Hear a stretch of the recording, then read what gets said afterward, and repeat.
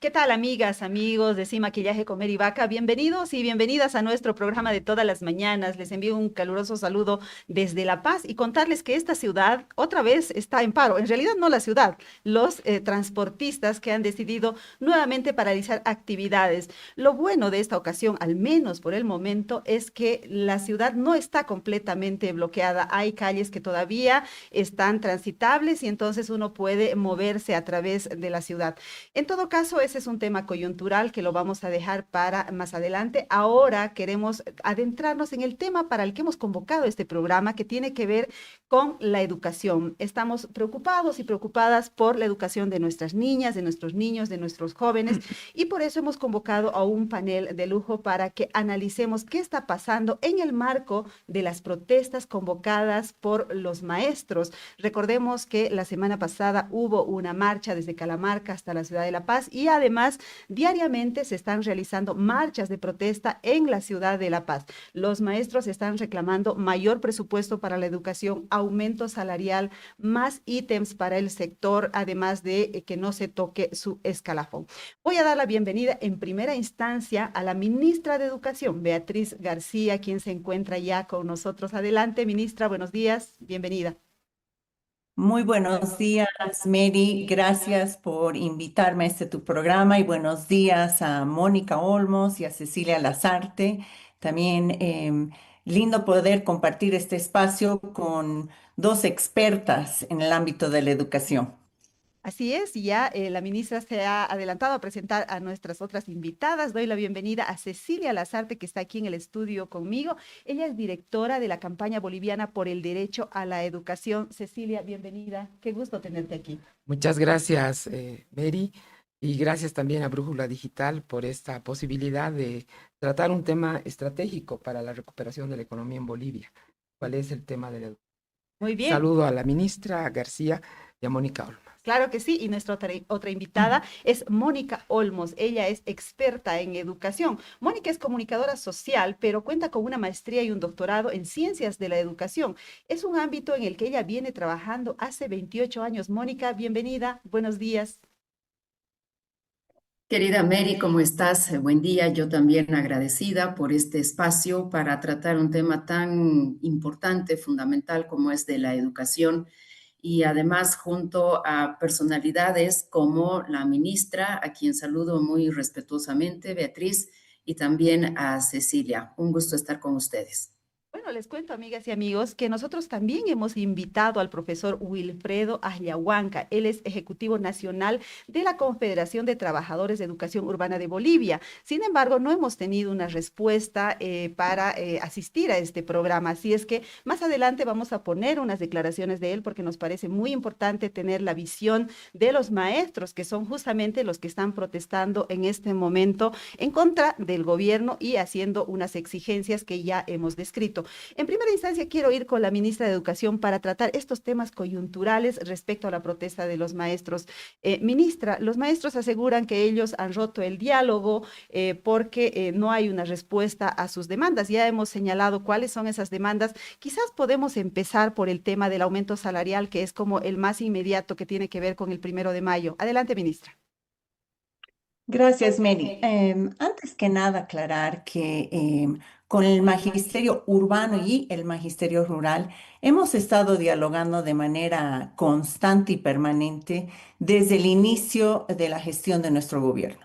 Entonces, cuando declaran de que hubo una ruptura en el diálogo, en realidad era un pedido de llamar un cuarto intermedio, pero ya tenían una posición muy clara y firme, y este era el magisterio urbano, por si acaso, la última reunión que se tuvo, de que querían realmente seguir la línea de la COB y seguir con las movilizaciones y obviamente exigir ese incremento salarial.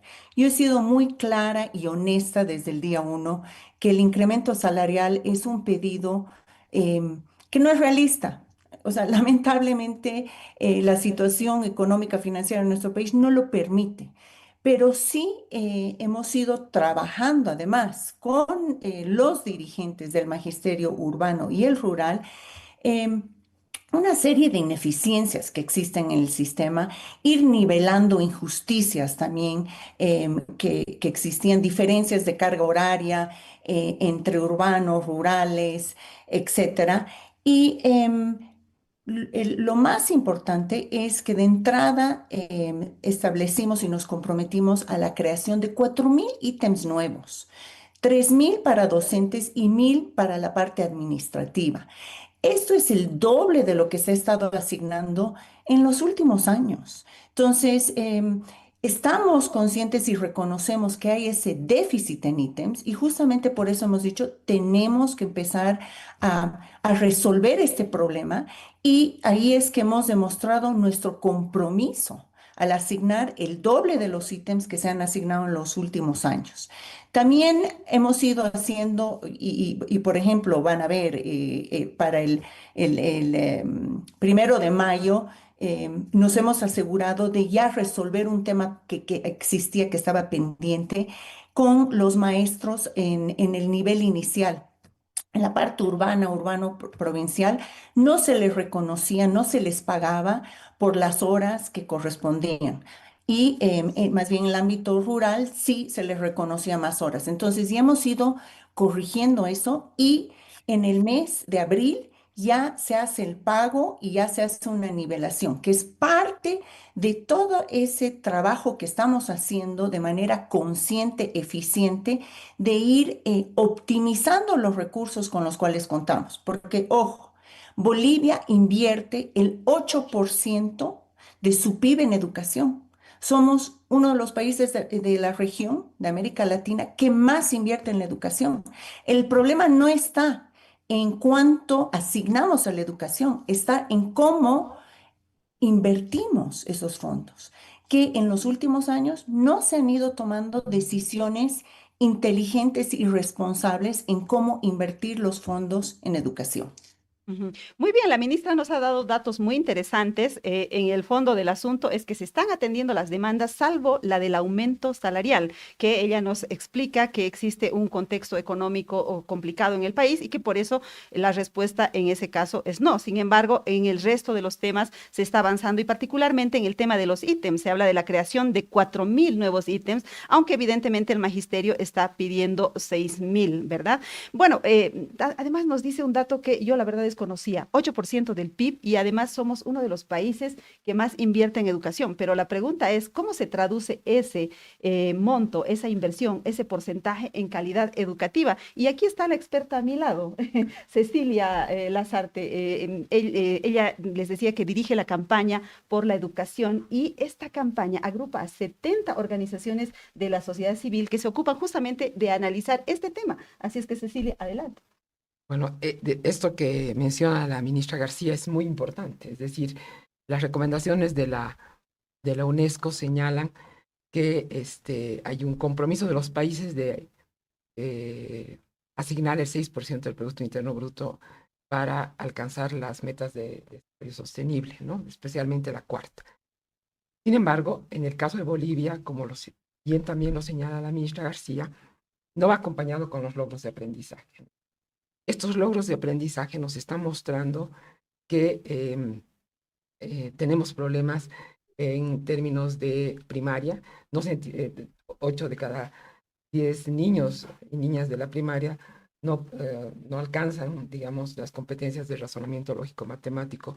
7 de cada 10 niños no entienden lo que leen en la primaria. Pues nos está mostrando una crisis severa del aprendizaje. Entonces, no va acompañado todo el tema de la inversión que se hace en la educación con los logros de aprendizaje. Si nosotros miramos la secundaria, la situación, Mary, es aún peor.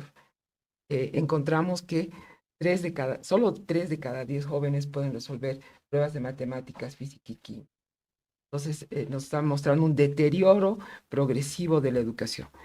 Entonces, los esfuerzos que realiza el Estado boliviano, parece que no van acompañados por los resultados que se generan. Entonces, en ese pliego que tiene el magisterio deberían haber temas de orden reivindicativo social, pero también deberían haber mejoras con relación a la calidad de los aprendizajes, porque este es un tema que va deteriorando la calidad de la educación y obviamente estos jóvenes llegan sin competencias fundacionales, que se dicen que son las competencias básicas, a la universidad. Usted es docente de la universidad y se dará cuenta que muchos de los jóvenes no entienden lo que leen. Es decir, estamos sacando bachilleres sin las competencias básicas necesarias, ¿no? O sea, hay un deterioro, lo que se llama la crisis del aprendizaje.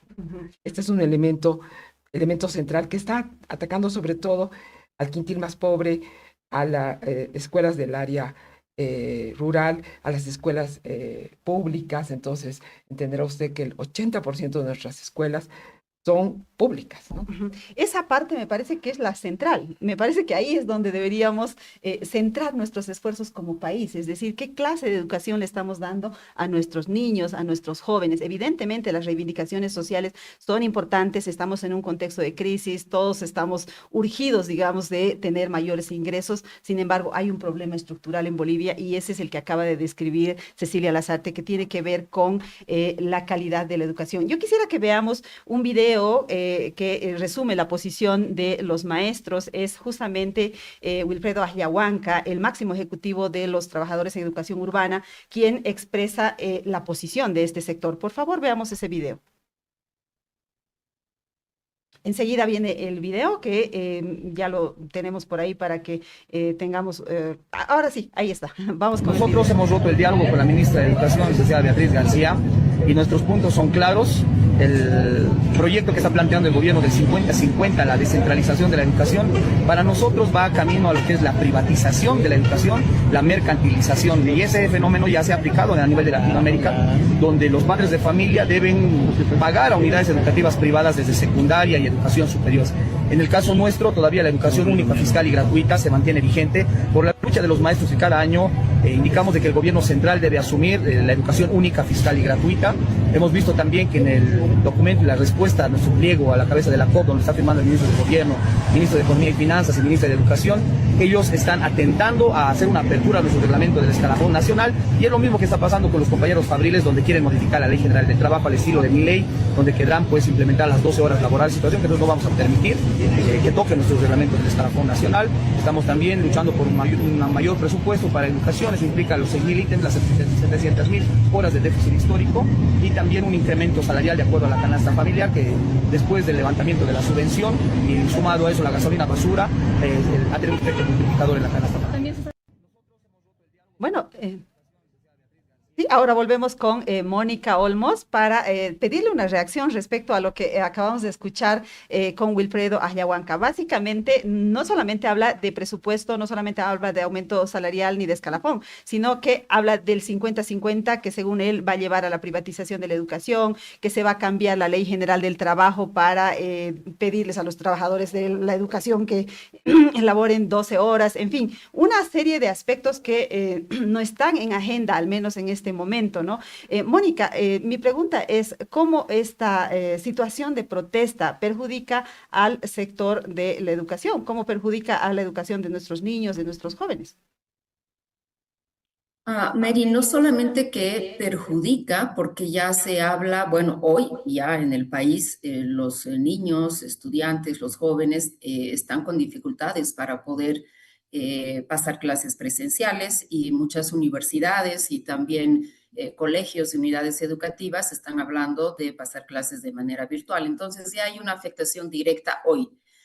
No solamente afecta, sino también aleja este tipo de demandas callejeras, con petardos, con marchas, con estas presiones tan detestables, digamos, alejan del tema esencial, que es el pedagógico, el didáctico, el curricular, el del aprendizaje, que realmente es lo que nos preocupa como padres de familia, como educadores, como maestros, porque también hay que hablar de que aquí hay los maestros del aula que hoy están trabajando y que siempre trabajan, que asisten a diplomados, que hacen maestrías, que hacen doctorados, que están en capacitaciones voluntarias muchas veces, no obligadas.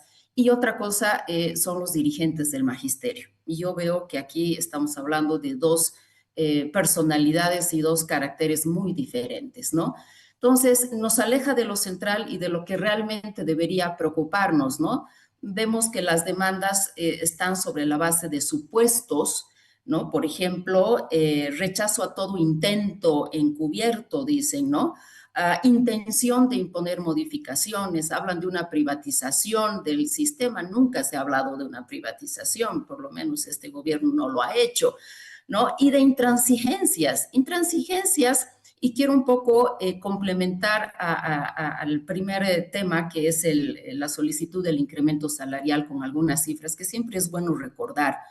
Por ejemplo, entre el 2000 y el 2005, es decir, previo al gobierno de Evo Morales, el promedio del incremento salarial fue del 4,9%. Entre el 2006 y el 2015, el promedio de ese incremento fue de 8,7%.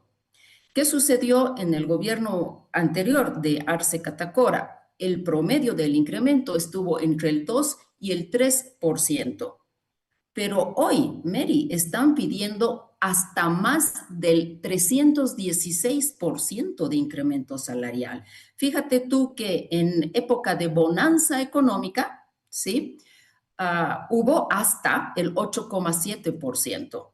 Pero hoy, cuando nos han dejado un país en crisis económica y también educativa, nos están pidiendo más del 300%. Entonces, esta es a todas luces una intransigencia que, si vemos el bosque completo, entendemos que aquí el discurso y la petición en realidad y la demanda se aleja del tema educativo pedagógico, que debería ser el que ellos lideren y embanderen, ¿no es cierto?, por un tema más ideológico político. Eso es evidente.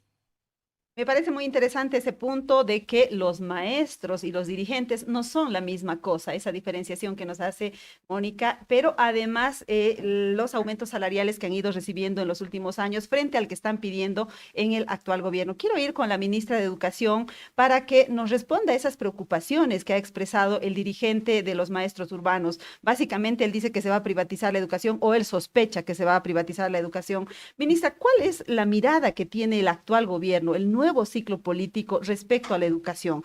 ¿Hay algún indicio para que ellos estén denunciando tal cosa? Gracias, Mary. A ver, número uno, y ser muy, muy claros. En ningún momento hemos hablado de privatización, entonces no a la privatización. Sí vamos a fortalecer y respetar la educación fiscal y gratuita. Eso es un mandato que tenemos. De ahí se menciona de que queremos afectar el escalafón. De ninguna manera, tampoco lo hemos dicho y no lo vamos a hacer.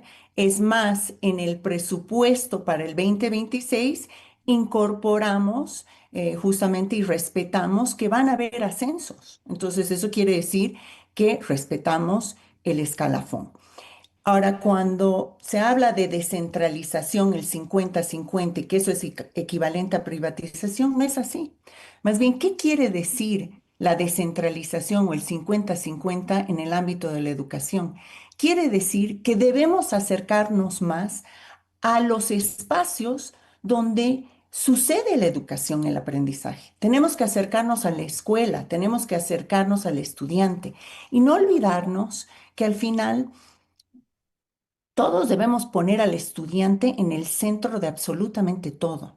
Entonces, para mejor responder a las necesidades del estudiante, hay tareas que se deben descentralizar, que se deben llevar a los territorios para que se tomen las decisiones ahí. Ahora, esos procesos requieren que primero, a nivel central, ordenemos el sistema, porque te digo, el sistema está desordenado, tiene ineficiencias, injusticias que primero requieren que se ordene. Y obviamente tenemos que asegurarnos que existan las competencias en los territorios para después poder ir pasando responsabilidades.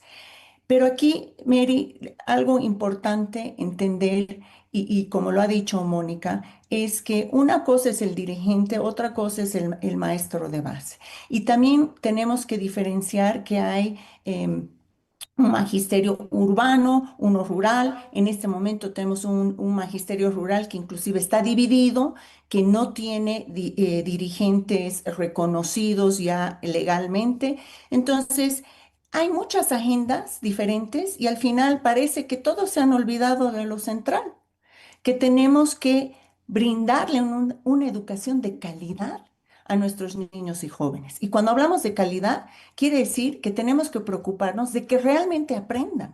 Y como ha mencionado Cecilia, nos tiene que preocupar de que gran parte de nuestros niños y jóvenes no entienden lo que leen. Un dato que a mí me alarma es que en el sistema fiscal, solo el 30% de los bachilleres logran el nivel de aprendizaje que deberían tener en sexto de primaria. Eso realmente tiene que ser una alerta. Y si queremos encarar ese problema y realmente darle una solución, todos los actores del sistema educativo tienen que estar alineados. Y con los primeros que tenemos que estar alineados son con el magisterio. Entonces, mientras ellos estén en esa lucha personal por sus salarios, sus beneficios, que no voy a decir que no son demandas legítimas, pero ponen a un lado lo que es lo más importante. No le están dando la importancia a ese estudiante boliviano que realmente necesita aprender. El tema central, evidentemente, y quiero leerles comentarios que estamos recibiendo de nuestra audiencia. Les agradecemos por estar siguiendo nuestro programa. Nos escribe Zulema Alanes y nos dice: la reforma a la Ley General del Trabajo ha sido anunciada por el propio presidente y sin duda la tendencia es a mayor flexibilización. Eso sería interesante aclarar, si es que esa flexibilización incluye más horas de trabajo para los maestros, ¿no? Álvaro Rodrigo Carvajal nos dice: buen día, las universidades públicas empezaron a impartir clases virtuales por módulos, previo pago mensual o anual por estos cursos virtuales. Mis preguntas: si esto influirá en el cupo de admisión de alumnos en las clases presenciales, como también en el presupuesto estatal que reciben las universidades públicas, y si esto podría ser el primer paso para privatizar la educación en niveles superiores. También son como preguntas para la ministra, que luego le vamos a dar la palabra para que las responda. Nos dice Jaime Cárdenas Saavedra: ¿para cuándo la nueva ley Avelino Siñani? Nos dice, ¿no? Y vuelve a escribir Zulema Alanes y dice: si hay una dirigencia de reconocida legitimidad en la representación, es el magisterio, porque han respetado la independencia política partidaria frente a los sucesivos gobiernos del MAS. Ramiro Adubiri nos dice: envidia sana de El Salvador, que dota a los alumnos laptops, internet satelital e IA, con un modelo educativo aplicando metodologías activas, centrado en el estudiante. ¿Cuál es la propuesta de los panelistas? Gladys Espejo nos dice: necesitamos saber las reformas a los programas de educación. ¿Cuál es la reforma del nuevo currículum?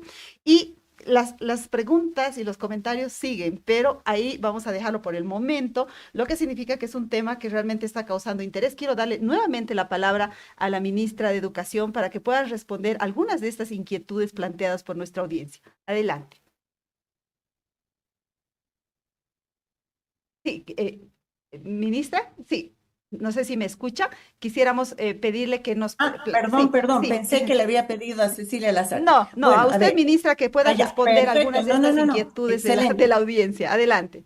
A ver, algo importante que desde el 27 de febrero ya estamos trabajando o hemos iniciado un proceso de trabajo en mesas técnicas para justamente ver, evaluar la ley actual, la 070 educativa, y proponer nuevos lineamientos para una ley que se podría proponer ya tener un proyecto de ley para presentar, esperemos, en septiembre o octubre. Entonces, existe ya un mecanismo en el cual estamos recibiendo todas las recomendaciones. Lo mismo estamos haciendo con el compromiso de contar con un nuevo diseño curricular, que tenemos que pensar en los diferentes subsistemas educativos. Entonces, estamos recibiendo ya propuestas, hasta ahora hay más de 600. En el mes de junio se tiene planificado ya tener las reuniones con todos los actores que han presentado sus propuestas. Y lo que queremos es justamente ir a las diferentes regiones, porque como parte del trabajo tenemos que escuchar las voces, las recomendaciones de las regiones. Entonces, el mes de junio va a ser el mes en el cual vamos a viajar por los diferentes departamentos y ya ir avanzando hacia un proyecto de ley para la educación y dos, ir avanzando en los nuevos lineamientos para el diseño curricular. Para el tema de la ley, nueva ley en septiembre o octubre, después de este proceso de concertación. Más adelante vamos a retomar otros aspectos planteados por nuestra audiencia, pero ahora quisiera mostrarles unas láminas que tenemos, en realidad han sido preparadas por la campaña, por la educación, que nos muestran cuál es la situación de nuestra educación en estos momentos. Por favor, vamos a esas láminas. A ver, tenemos aquí primaria 2017, resultados del diagnóstico post-terce. La especialista Cecilia Lazarte nos va a explicar qué significa eso, pero yo voy a leer los resultados. 7 de cada 10 estudiantes no comprenden plenamente lo que leen. 8 de cada 10 estudiantes no resuelven problemas complejos en matemática. 8 de cada 10 estudiantes no comprenden plenamente lo que leen. 9 de cada 10 estudiantes no resuelven problemas complejos en matemática y 9 de cada 10 estudiantes no alcanzan el razonamiento científico del área de ciencias. Sigamos, por favor, a la siguiente lámina. Veamos, por favor, en secundaria 2023. Estos son resultados preliminares de la prueba IAMBAE. ¿Y qué nos dice este estudio? Solo 3% de los estudiantes de secundaria aprueban en matemática, física y química. 3 de cada 10 estudiantes de secundaria aprueban en comprensión lectora. 7 de cada 10 aprueban en contenidos curriculares de despatriarcalización, género y educación sexual. Y 1 de cada 10 aprueban en contenidos curriculares de ciudadanía y democracia. Sigamos, por favor. Secundaria 2023, resultados preliminares en escritura. 2 de cada 10 muestran niveles aceptables de escritura. 5 de cada 10 muestran niveles bajos de escritura. 3 de cada 10 presentan un texto impertinente que no se califica. Sigamos, por favor. Inicial 2022, resultados de diagnóstico de habilidades básicas. 5 de cada 10 estudiantes no alcanzan las habilidades básicas esperadas. Y sigamos, por favor. TOEFL 2024, habilidades básicas de matemáticas. 1 de cada 10 estudiantes de primero de secundaria alcanzan el desarrollo esperado de habilidades básicas de matemática con contenidos desarrollados para el sexto de primaria. Y ahí, amigas y amigos, les pido que ustedes hagan una captura de pantalla o si no, también les vamos a poner estas láminas al final del programa en los comentarios para que ustedes puedan verlas con mayor detenimiento. Pero básicamente la tendencia se mantiene. Sigamos, por favor. Habilidades básicas de matemática en TOEFL 2024. 1 de cada 10 estudiantes de quinto de secundaria alcanzan el desarrollo esperado de habilidades básicas en matemática con contenidos desarrollados en tercero de secundaria y 2 de cada 10 estudiantes de sexto de secundaria alcanzan el desarrollo esperado de estas habilidades básicas en matemáticas. Sigamos, por favor. No sé si tenemos una más. No, ahí terminan las láminas. Y ahora sí le doy la palabra a Cecilia Lazarte para que nos diga por qué estamos tan mal. ¿Qué pasó con nuestra educación, no sé, durante toda la vida republicana, los últimos 20 años? ¿Cuándo fue? ¿Qué ocurrió? Bueno, el tema de la educación es un tema sistémico. Entonces, uno de los sujetos de ese sistema es el maestro, ¿no? Por un lado, pero parto yo de hacer una aclaración. Estas son láminas a las que la campaña ha tenido acceso y que fueron desarrolladas por el Observatorio de Medición de la Calidad, ¿no? Estas son pruebas que se ha realizado que ha realizado el Estado boliviano a través del observatorio en alianza con la UNESCO, con el Laboratorio Latinoamericano de Medición de la Calidad. Entonces, no hay cómo poner en duda, si ustedes quieren, la pertinencia, la validez de esta información. ¿Qué nos muestra? La crisis. Nos muestra que hay una paradoja, invertimos más y los resultados son los que son. Nos decía Mary que hay un tema específico, que somos un sistema. Uno de estos actores fundamentales es el maestro, y el maestro ha ido mejorando sus ingresos de manera recurrente, pero el resultado de su acción no se ve en los logros de aprendizaje.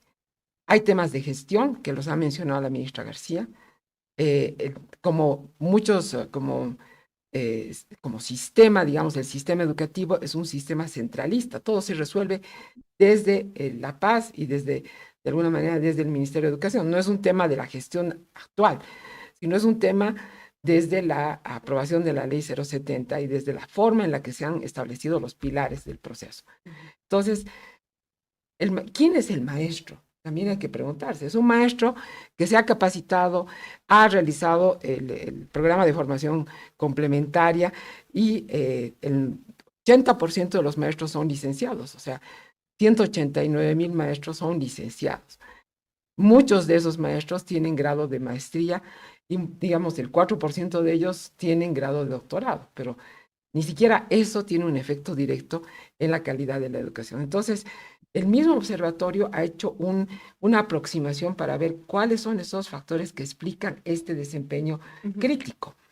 Y han encontrado que uno de los temas tiene que ver con los factores estructurales, que son, en el caso de los estudiantes de secundaria, su incorporación al mercado laboral, pero también tiene que ver con la complejidad, de alguna manera, de nuestro currículum. Nosotros trabajamos con un currículum base altamente complejo, realmente tiene que quedar lo esencial, ¿no?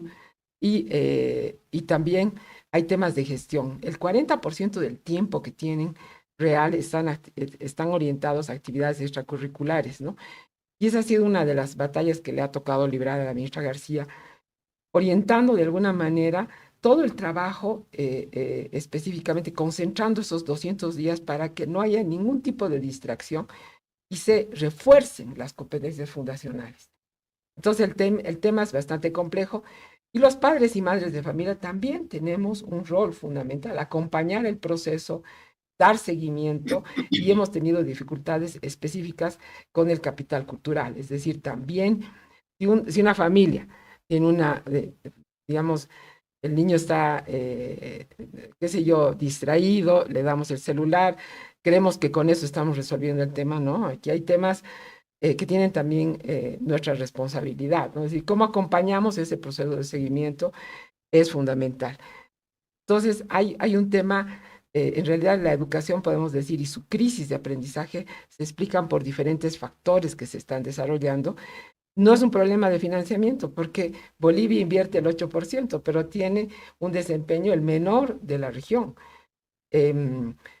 ¿Hay alguna salida? Probablemente sí, y quizás... Dejemos las salidas ¿sí? para más adelante, Ok. ¿me parece, Cecilia? Para que continuemos con el diagnóstico, quiero ir con Mónica Olmos para que ella nos diga también qué es lo que pasa en su criterio, por qué tenemos este nivel de educación. Cecilia Alazarte nos acaba de decir que tenemos el peor desempeño de la región y tenemos uno de los mejores presupuestos de la región. O sea, algo no está funcionando bien. Adelante, Mónica. Hablando de presupuesto, inclusive debo recordar que el 2018 Bolivia alcanza el 12,5% de inversión pública, es el más alto de la región. Pero, ¿qué nos dicen los diagnósticos y los estudios de calidad educativa? Comencemos, por ejemplo, con el más reciente a nivel internacional, que es el ERCE 2019, que nos dice que nuestros estudiantes de primaria, tercero y sexto de primaria, migran entre el primer y el segundo nivel de calidad, cuando son 4, es decir, están por debajo de la media sudamericana, ¿sí? O digo latinoamericana. Eso nos dice básicamente el ERCE 2019. Luego viene el 2023, el OPSE, que son los resultados que hemos visto y que son muy coincidentes, pero más preocupantes, porque vemos que no hay una mejoría. Este estudio se concentra en estudiantes de sexto de secundaria. Nos interesa muchísimo esto porque estamos hablando del perfil del bachiller, donde, repetimos, el 98% de los estudiantes no puede aprobar el examen de física y el 97% el de química y el de matemáticas y etcétera. Los hallazgos ya los conocemos. El 2024, Cecilia nos presenta y lidera una investigación también. Y estos 3 estudios son coincidentes. También quiero recordar que el 2021, el OPSE manifiesta algo, ¿no? Y hace una valoración de estudios pasados desde 1997, cuando teníamos la 1565, y dice algo contundente, dice, a pesar de los esfuerzos, a pesar de haber cambiado de ley, de marco normativo, etcétera, la calidad de la educación se mantiene estática. Y es así, ¿no?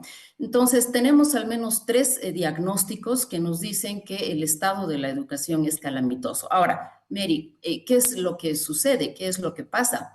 Que en los últimos años el término de calidad educativa se ha echado de menos, ¿no? En la opinión pública, en las opiniones públicas, en el ministerio. Quiero hacer notar que el OPSE durante 13 años no hizo prácticamente nada, Mary, y tuvo que emigrar a otro ministerio, que es el de planificación, para poder hacer el diagnóstico preliminar que nos ha presentado, que nos da muchas luces, ¿no es cierto? Y es magnífico este estudio. Pero ha demorado 13 años. Y también quiero hacer notar que sobre estos hallazgos el Ministerio de Educación no se ha pronunciado. No hemos escuchado una opinión y tampoco de la Confederación, de las federaciones, de los magisterios.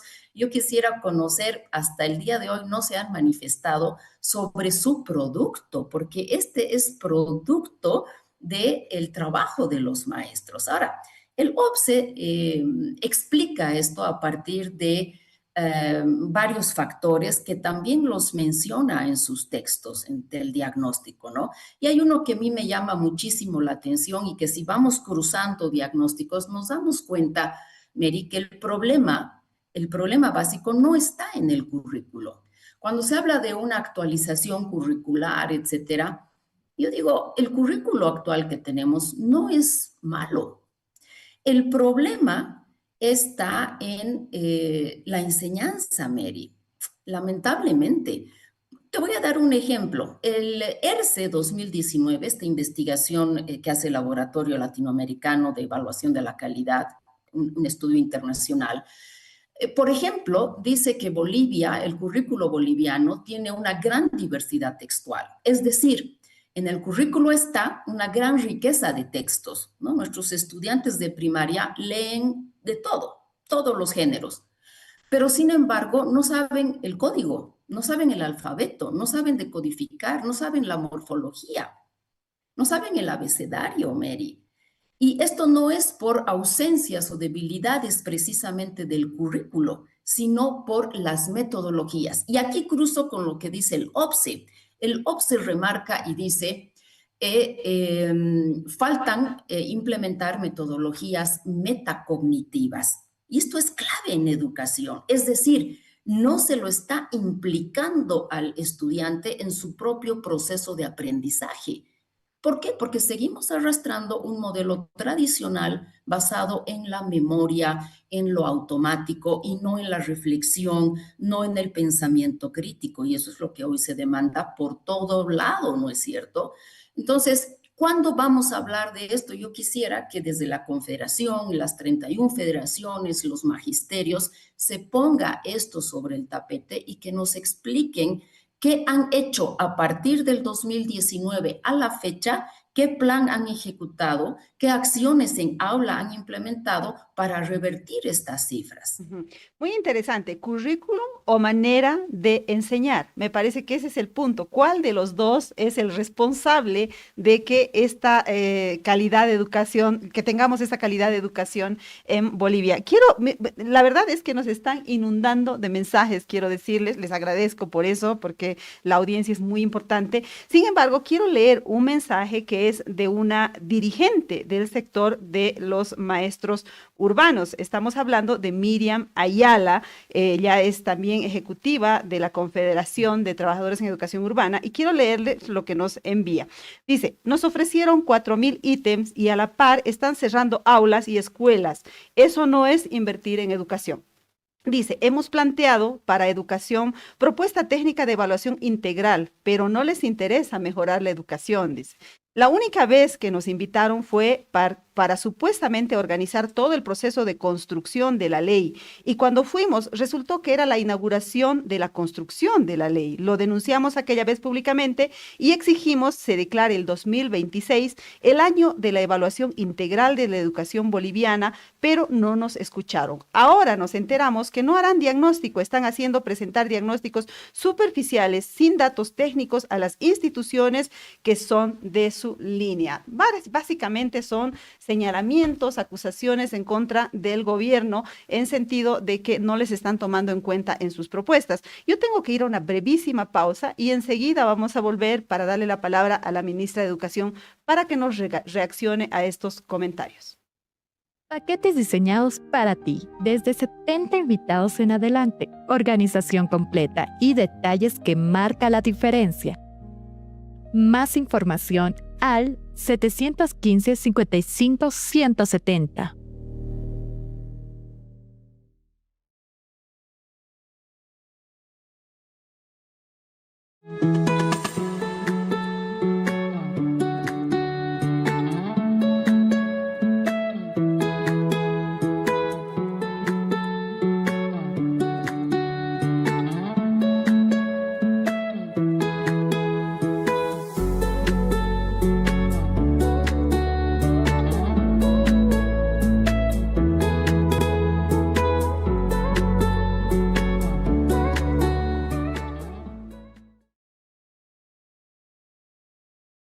Events One to One está listo para organizar tu próximo evento. Nos encargamos de todo, de inicio a fin.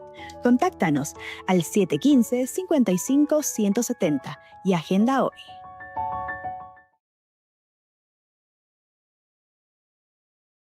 Estamos de regreso con nuestro programa Sin Maquillaje con Mary Vaca, hablando sobre el tema de la educación, partiendo de temas coyunturales como las demandas de los maestros, pero entrando en la profundidad del tema como es una costumbre en este programa y hablando de la calidad de la educación. Quiero ir ahora con la ministra de Educación para plantearle esta pregunta que nos manda Miriam Ayala, en sentido de que ellos tienen una propuesta que no ha sido tomada en cuenta. Adelante, ministra. Gracias. Bueno, aclarar, Miriam Ayala es una de las ejecutivas de la Confederación de Maestros Urbanos y con ella hemos estado trabajando, y te digo, semanalmente desde el inicio de la gestión. Entiendo que ahora ella tiene que mantener un rol firme, duro, contrario al Ministerio de Educación, porque es parte de su trabajo y el rol que ella cumple para, obviamente, no satisfacer, si quieres, las demandas de sus bases. Importante aclarar que no solamente tuvimos un primer encuentro el 27 de febrero, donde hicimos el lanzamiento de las mesas para trabajar en la nueva ley, en el nuevo diseño curricular, pero después organizamos el encuentro por la organización con un objetivo fundamental: escuchar las voces de los actores locales y también permitir que expertos con una mirada internacional puedan compartir su visión. Y en este encuentro por la educación hemos invitado a todos los actores del ecosistema educativo para que más bien desde su perspectiva, desde su visión, su espacio, presenten el diagnóstico de la situación de la educación. Ahí ha sido invitada la Confederación del Magisterio Urbano. Lamentablemente, Miriam y sus otros ejecutivos decidieron no participar porque estaban justamente movilizados con la COM, pero el Magisterio Rural sí participó y dio su diagnóstico. Entonces, aquí aclarar que el trabajo que se está haciendo es justamente de alinear a todos los actores, escuchar a todos y trabajar conjuntamente en lineamientos para una nueva ley y los lineamientos para un nuevo diseño curricular. Dos, hace mención también a que hemos ofrecido 4.000 ítems. Nos hemos comprometido, ya están en el presupuesto la creación de 4.000 ítems nuevos, y destacar que El pedido de parte de la COB, en el pliego de la COB, el pedido era de 2.500 ítems, no 4.000. Nosotros nos hemos dicho, no, vamos a hacer un esfuerzo mayor y vamos a asignar 4.000 ítems nuevos. Cuando hace mención a que vamos a crear ítems nuevos, pero vamos a eliminar cursos o paralelos y colegios, a ver, el trabajo que tenemos que hacer desde el Ministerio de Educación es ordenar el sistema educativo. Por ahí tenemos que empezar. Uno tiene que empezar por ordenar la casa, limpiarla. Y todos los maestros de base están conscientes que hay muchas ineficiencias. Por ejemplo, si en una unidad educativa vemos que hay en un grado hay 3 paralelos y en cada paralelo solo hay 8 alumnos, ahí vemos que hay una ineficiencia. Deberían, deberíamos fusionar paralelos. Ahí tal vez solo tiene que haber un curso, no 3. ¿Por qué faltan ítems en otros lugares? Y lo justo y lo correcto y lo inteligente es pasar ítems donde sobran ítems, tenemos que reasignarlos a los lugares donde faltan.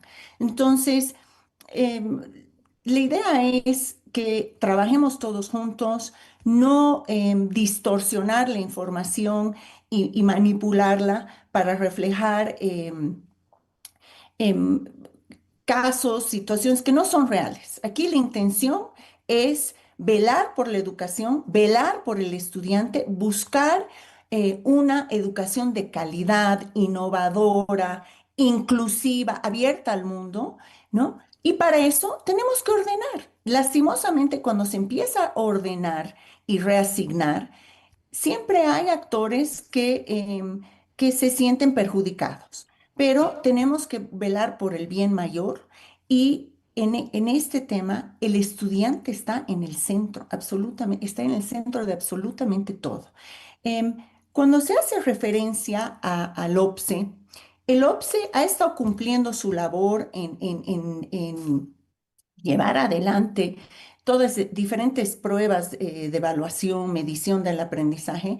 El problema que ha sido en las últimas décadas, que esa información no ha sido pública y esa información no se la ha compartido. Esos datos son valiosos y cuando uno logra tener ese tipo de datos, tiene que analizarlos y tiene que tomar decisiones basadas en esos datos. Y esos datos tienen que volverse públicos de manera oportuna. Entonces, a partir de este año hemos sido muy claros. Vamos a institucionalizar las diferentes evaluaciones y pruebas de medición tienen que haber de manera anual. Este año vamos a hacerlo con el ERCE en tercero y sexto de primaria y esos datos van a ser nuestra línea base al final. ¿Ya? Van a ser nuestra línea base sobre la cual después tenemos que ir midiendo año tras año. El magisterio en general ha rechazado los resultados del OPSE. Cada vez que hemos invitado a funcionarios del OPSE para que les presenten estos datos, porque les digo, o sea, si han visto, habían datos, pruebas del 2017, del 2021, 2023, 2024, pero esta información no la compartían con el magisterio ni con ningún actor del sistema educativo. Entonces, el momento que los hemos invitado a los dirigentes del Magisterio Urbano Rural, en muchos casos han rechazado esos resultados, han dicho que no son correctos, que no confían. Entonces, a partir de ahora tenemos que trabajar de manera conjunta y ese es mi llamado al magisterio, dirigentes y maestros de base. Tenemos que trabajar conjuntamente, tenemos que estar alineados y tenemos que dejar de pensar que somos enemigos o que nos tenemos que enfrentar. Si no trabajamos juntos, no vamos a sacar la educación adelante. No va a salir de ese estado en emergencia en el cual se encuentra en este momento. Ujú. Muy bien, entonces ese es el llamado a los maestros de parte de la ministra de Educación. De hecho, ella ha hecho publica una carta anoche justamente pidiendo a los maestros que se sumen, digamos, a esta tarea, pero sobre todo que no paralicen actividades, tomando en cuenta que un día paralizado es un día de perjuicio para los niños y los jóvenes, ¿no? Por el momento, nosotros sabemos, hemos escuchado a los dirigentes decir que ellos en la mañana pasan clases y en la tarde marchan, o viceversa, es decir, que no han abandonado sus aulas, que sí, que están pasando clases, lo cual evidentemente es una buena noticia dentro de todo, ¿no? Porque sería peor que no solamente estén marchando, sino que también hayan paralizado las actividades. Cecilia, nos decías que tenías algo que decirle a Miriam Ayala. Sí, un saludo cordial a Miriam y la Confederación y la Federación de los Valles invitaron a la campaña a compartir el estudio que hicimos sobre situación de la educación en Bolivia y lo hemos hecho de manera plena y esta es una preocupación. Y yo creo que ahí más bien tenemos que encontrar los puntos que nos unen, no los puntos que generan, digamos, más disputa, más desencuentro. Y una preocupación de los maestros de base, una preocupación de las maestras es justamente la crisis de aprendizaje. Ellas están, realmente encuentran que hay estas dificultades. Entonces, creo que es importante también señalar que hay maestras, maestros inspiradores que les preocupa mucho el resultado de su acción. Entonces, creo que encontrando estos puntos de coincidencia y colocando, como decía la ministra, al niño dentro del centro de la acción. Nosotros en la campaña hablamos del derecho humano a la educación y hablamos del interés superior del niño y la niña y el adolescente. Eso significa que no podemos dejar de lado el derecho humano a la educación y creo que es fundamental o consideramos fundamental el interés superior de los niños y niñas para que no se queden sin educación. Una educación a distancia no es lo mismo que la educación, digamos, presencial. Entonces, creo que eso también se tiene que valorar. Ujú. Y yo le decía, y con esto concluyo, Mary, ¿qué pasa con Oruro? ¿No? Oruro ha mejorado su cobertura en el nivel inicial, es el departamento donde más ha invertido en el nivel inicial, que son los pilares, digamos, del trayecto formativo de la educación. Y el desempeño, en términos de los resultados de logros de aprendizaje, está en el nivel superior. Es decir, Oruro está liderando, si ustedes quieren, el tema de la calidad. Muy por debajo está el promedio nacional e incluso por debajo del promedio nacional está Santa Cruz. No se trata de hacer un ranking, pero esto nos está mostrando que hay que mejorar los esfuerzos que se hacen en el nivel inicial. Entonces, yo celebro mucho algo que en el Congreso Educativo ya se planteó. Y se planteó específicamente la nivelación de carga horaria de las maestras del nivel inicial. Esta es una reivindicación que durante años las maestras del nivel inicial, y Miriam lo conoce muy bien, han estado peleando. Incluso porque ha fracasado el Congreso ha sido por esta demanda que no ha sido considerada en su momento. Entonces, creo que hay pasos que se están dando que pueden ser efectivos y tenemos que encontrar la capacidad de encontrarnos y dialogar. No tenemos que llegar al extremo de poner en cuestión de alguna manera el derecho pleno de los estudiantes y nosotros somos coadyuvantes para que ese ejercicio se haga pleno. Dato muy importante, miremos a Oruro. ¿Qué está haciendo bien Oruro para replicar en el resto de los departamentos? Si a Oruro le está yendo bien, pues miremos a Oruro, ¿no? Miren, yo quisiera tener un nuevo programa sobre esto porque realmente el tema da para hablar. Podríamos hablar todos los programas de Sin Maquillaje, dedicarlos al tema de la educación porque hay varias aristas que tratar. Este es apenas el inicio. De hecho, quiero invitar públicamente a la dirigencia del Magisterio Urbano. Lamentablemente no hemos tenido respuesta del señor Wilfredo Ajiahuanca, pero ahora ya sé que la señora Miriam Ayala, por ejemplo, está dispuesta a hablar. Entonces, la próxima le vamos a hacer la invitación a ella. Nos quedan pocos minutos ya del programa, en realidad 3 minutos. Quiero aprovechar para pasarle la palabra a Mónica y también a la ministra luego, solamente para tener un apunte sobre el tema de la ideologización de la educación. Lo que pasa es que esa ha sido una preocupación constante durante el gobierno del MAS. ¿Hubo ideologización, Mónica? Absolutamente, ¿no? Si uno lee esta norma, que es la ley de la educación, desde el artículo 1 hasta el final va a encontrar una propuesta muy política, muy ideológica, mucho más que pedagógica, ¿no? Entonces, una norma de educación tiene un componente político, la educación es política, pero esto tiene que cambiar, es decir, tenemos que revisar y ojalá este proceso de transformación de la norma permita justamente poner esta temática, redefinir las bases, los fines, los objetivos, los propósitos educativos, qué tipo de ciudadano necesitamos, queremos, visualizamos, qué tipo de país, ¿no? ¿Qué significa ese 50-50 realmente? ¿Qué significa Bolivia en el mundo en Bolivia? Eso me imagino que formará parte o está formando parte del debate, del diálogo, de la construcción de esta nueva norma. Y a partir de ello, creo que un tema importante que debe ser instalado en las opiniones públicas respecto a la educación es la calidad. Tenemos que potenciar al OPSE, tenemos que mejorar nuestro sistema de gestión de la calidad, tenemos que hablar de calidad educativa sin miedo, sin temor, abrirnos, por ejemplo, a pruebas de calidad internacional, que eso nos va a poner en un contexto mundial, global, creo que es muy importante, no tenerle miedo a los desafíos y tenemos que mejorar nuestra arquitectura institucional dedicada a la calidad. En otros países vecinos, Mary, uno pide un examen para evaluar el segundo de primaria en ciencias y tiene el protocolo, tiene el instrumento para evaluar. Es decir, por ejemplo, Colombia, Chile, Argentina, tienen unos sistemas de evaluación impecables y nosotros pienso yo que hemos dado en los últimos 3 años pasos importantes, pero me parece que son insuficientes. También vale la pena analizar quién evalúa a los maestros.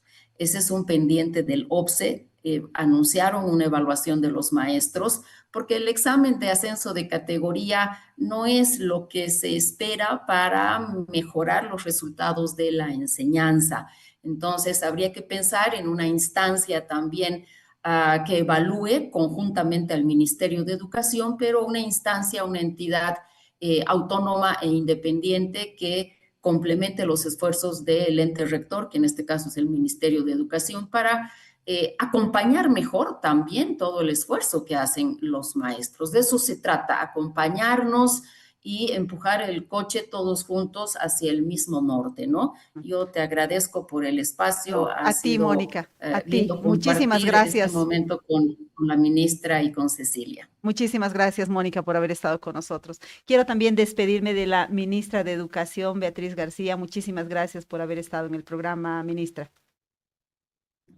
Muchas gracias, Mary. Un espacio muy positivo, constructivo y pedirles a todos los actores del ecosistema educativo, tenemos que alinearnos.